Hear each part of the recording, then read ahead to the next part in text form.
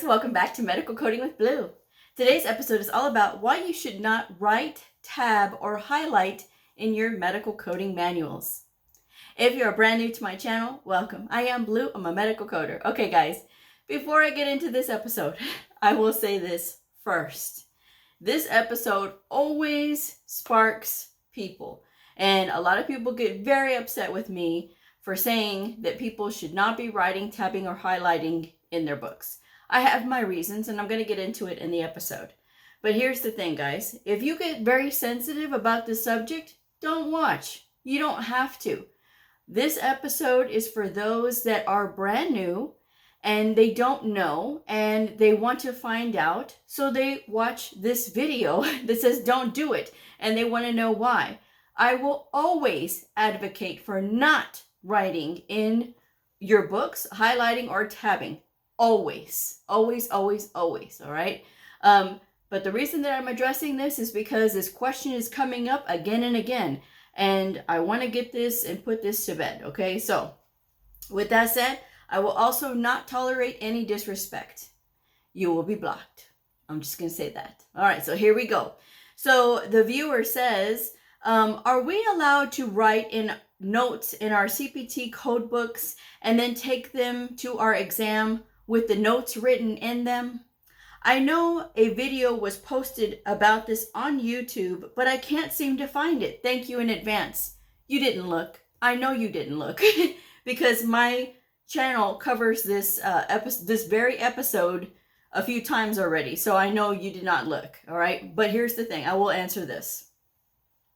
The reason that I say do not write, tab, or highlight in your books and that you should keep them clean is because the exams are timed exams. For a HEMA, it is 2 minutes, roughly 2 minutes per question. With the AAPC exams, it is 2 minutes, 40 seconds per question. So guess what, guys? You will not have time to read your notes. The writing, tabbing, highlighting, all that stuff, that's meant for your workbooks. Your medical coding manuals are not workbooks. They are reference books, and they should be respected as such. If you look on the AHIMA website for the candidate hand guide for the CCS, the CCA, or the CCSP, it says excessive writing in your books is not allowed. And because of this, if you go to the Pearson View Center and they deem that your books have too much writing in them, they can refuse you entry into the testing room. And with that, you will forfeit your exam fee. So to me, it's not even worth it to even run the risk of that. And again, you're not going to have the time to read your notes. Now, if you are already working in the field and say, for instance, you work in a particular specialty and there's something that you have to have in your book because to kind of help you reference it while you're in your book, that's something different. And by all means, go right ahead. But if you are brand new in learning, you do not need to be writing in these books, none of the coding manuals, because the ICD-10-CM, the CPT, the HCPCS book, the ICD-10 PCS book, all of these books are written by doctors and scholars who have years and years and years of education. They know what they're talking about. You just have to learn to read the book. You have to learn to use the book as a reference tool that it is. Because again, all you're adding to it is chaos. I've seen some people who are very proud of their books. They're all written in, highlighted, tabbed, and you can't even see what's actually going on the page because all you see is all their notes and everything all written in the margins and everything like that. It's unnecessary, guys. And when you are in a stressful situation, such as taking your exam, the last thing that you need to do is look at a reference page that has all of these extra writings and highlightings and tabbings all over it, and you can't even see what you're trying to get to. It's very distracting. So that's why I say to work with clean books. And even if you're brand new with no experience, you can still work with clean books. When I very first started in the industry in 2008, I was a student in 2007. Back then, they were very strict about you could not have tabs or highlighting or writing in your books to excess. And so for that reason, I was not about to forfeit my exam fee. So I never did. I never had any of those training wheels on my books. And that's exactly what it is training wheels. Because when you are adding stuff that you don't need to, it's just unnecessary. And it's a thing when you're doing all these extra writings on your book that it just looks so cluttery. And when you tab your books, the pages tend to tear a lot easier because these pages get flipped a lot, and you can't add tape to your books. So are you just going to walk around with a torn up book because you had a tab on there that you shouldn't have had on there? I'm just saying. So with that in mind, when you are practicing with your book, the cleaner you can keep the pages, the better, because it will make it easier to flip. And the more you're practicing with the book, the more you're going to be able to navigate through that book a lot easier, and you won't feel so lost.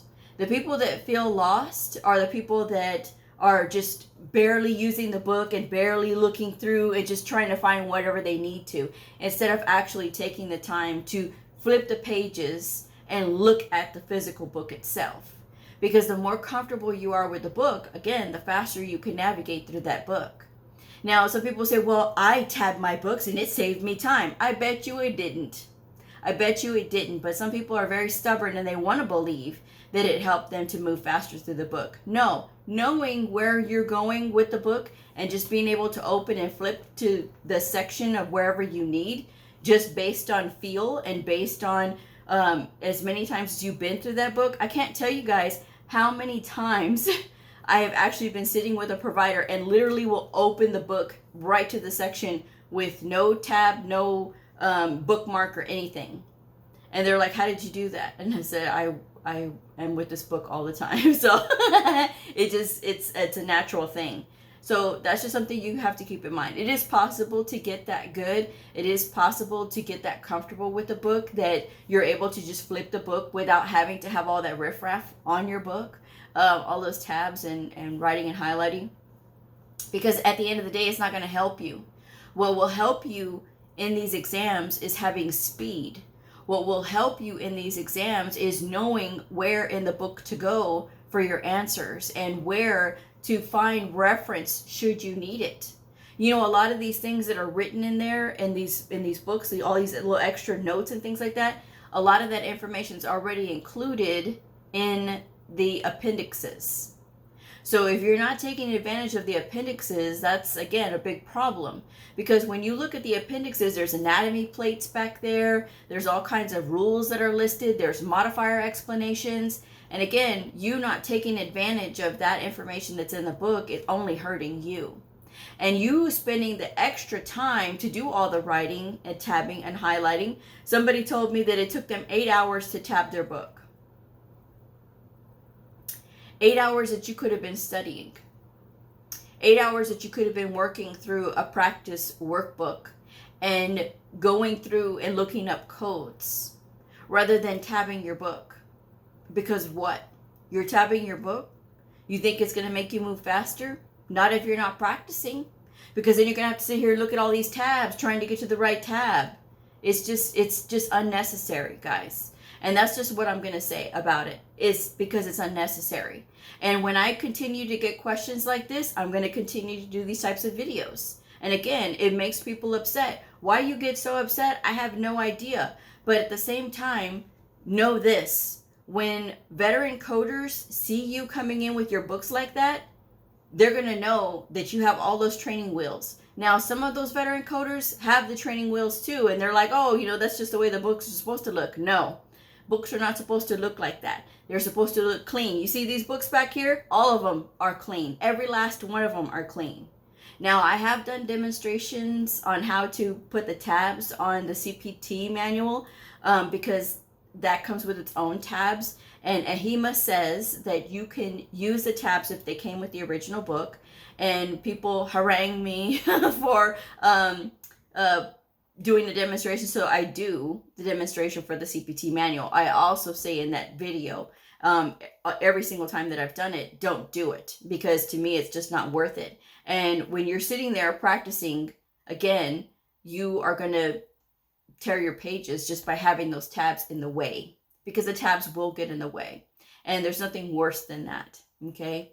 So when these people are looking at these books, just keep in mind that depending on who you have, some people are more strict than others.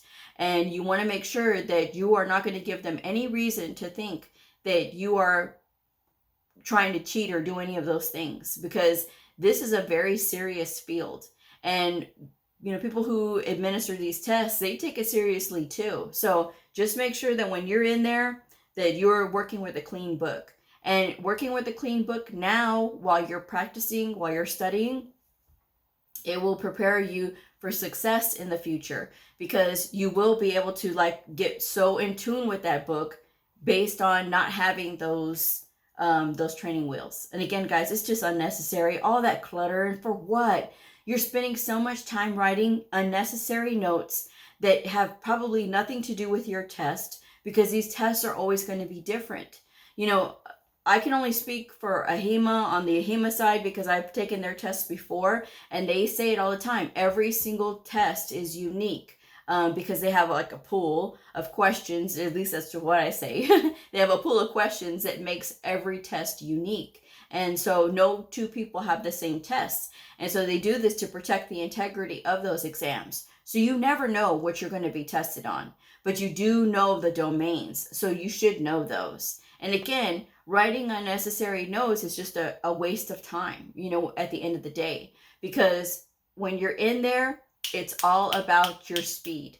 And if you are not practicing right now, covering up multiple choice questions in your book, in your workbook, and then looking up those answers in your coding manuals, just to code them out yourself, if you're not taking advantage of that time and doing it that way, you're missing out. Because doing it that way, where you're covering up the answers and you're looking up these codes in your coding manuals and you're writing down these codes while you're practicing, it will make you faster, because then you're going to start to connect the dots, and then you can look at the multiple choice answers and see if your answers match. And should they match, then you're right on the money. And if they don't match, and you're not getting the correct answer, at least you can narrow down what areas you need to work on, whether it is sequencing or whether it is knowing the difference between certain chapters and other chapters in CPT, whatever the case may be.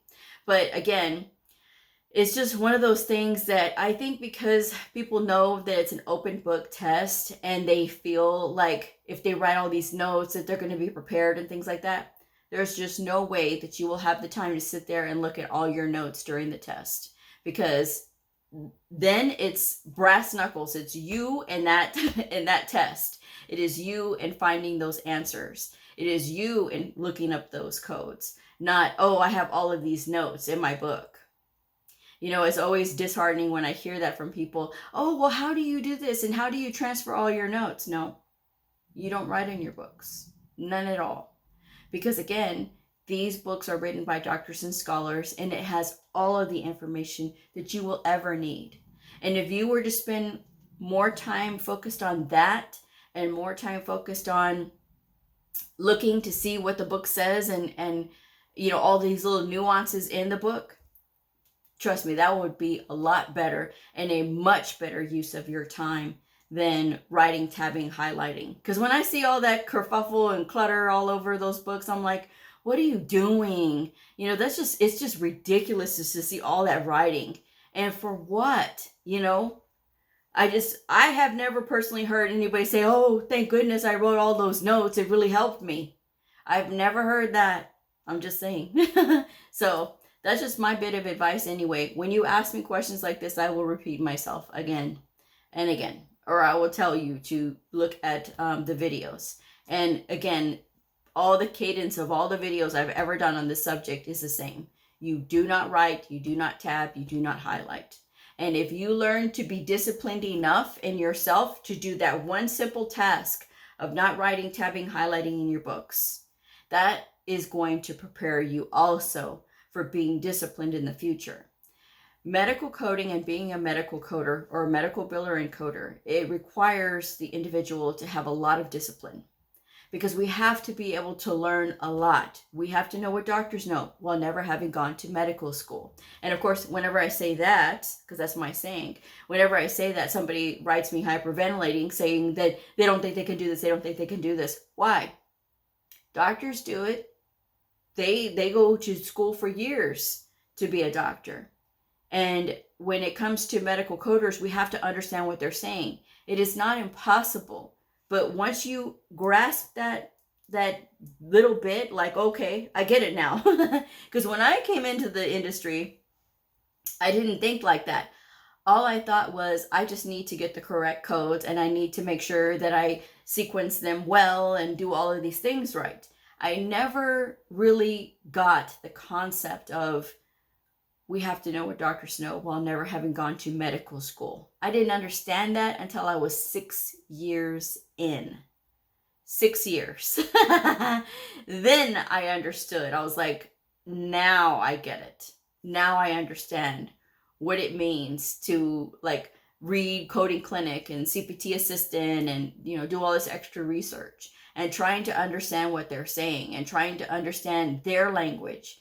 Because doctors speak differently from everybody else. If you ever have a chance to just listen to doctors when they're speaking and speaking to each other, and it's just in a general sense sometimes, and sometimes you will hear them speaking about like a case or something like that. They're not identifying anybody, but they are speaking in general terms about like this technique or that technique that they heard about at a conference or whatever, or so-and-so uses this technique when the patient is, an older patient or a pediatric patient. So these are the things that I'm listening to when I'm listening to these doctors speak.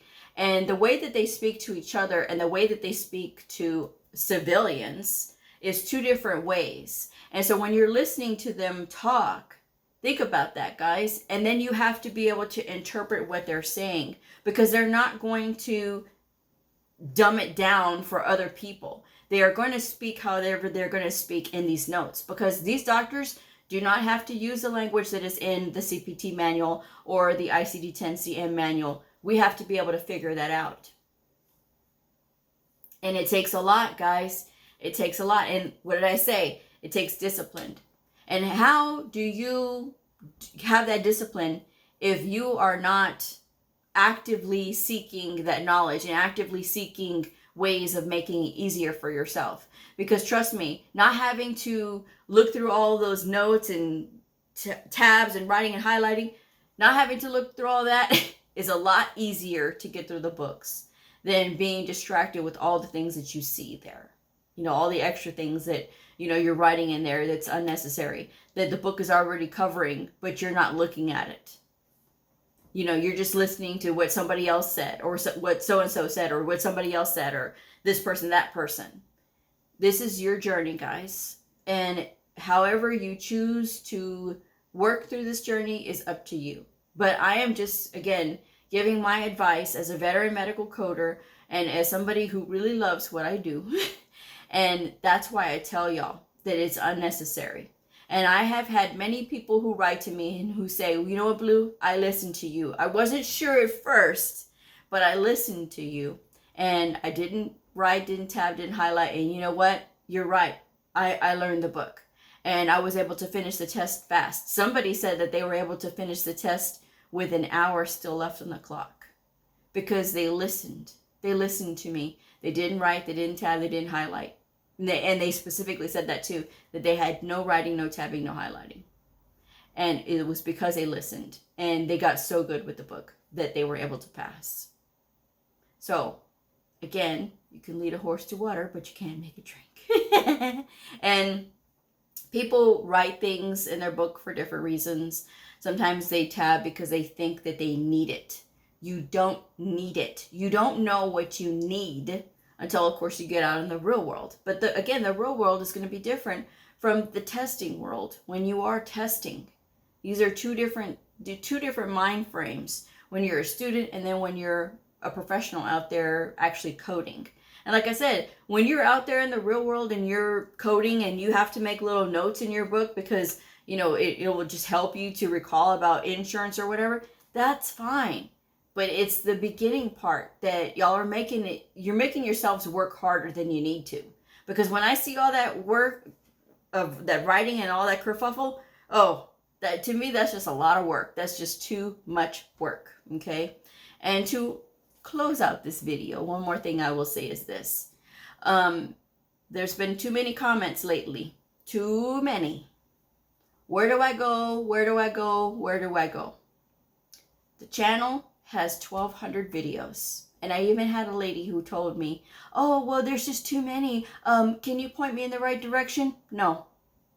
Because you can look, you can type in whatever it is that you're looking for, medical coding credentials, medical coding study tips, medical coding associations, AAPC or AHIMA, and all of these will pop up. The description box has everything that you want to know in it.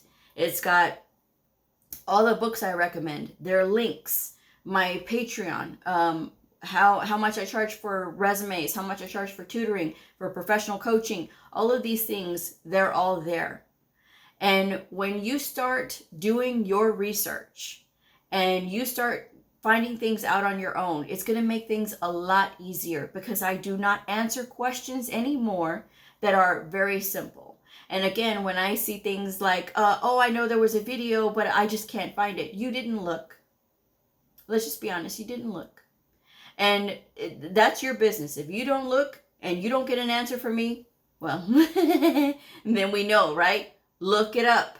All right? Because when you get in the real world and you're out there with veteran coders, they're going to expect you to do your research too.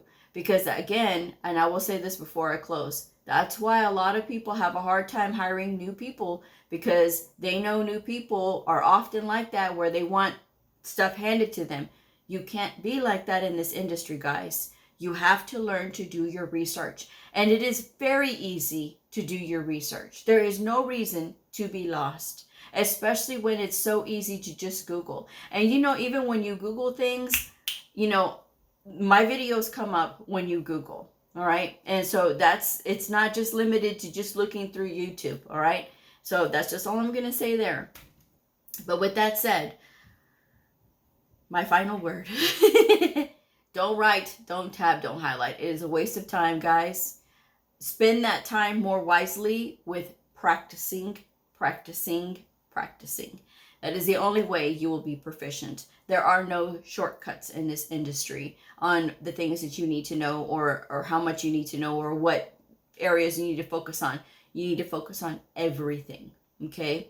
And you do it a step at a time, a block of things at a time, so that you don't get overwhelmed, all right? That's just all I'm going to say. So with that said, I'm going to go ahead and wrap this one up.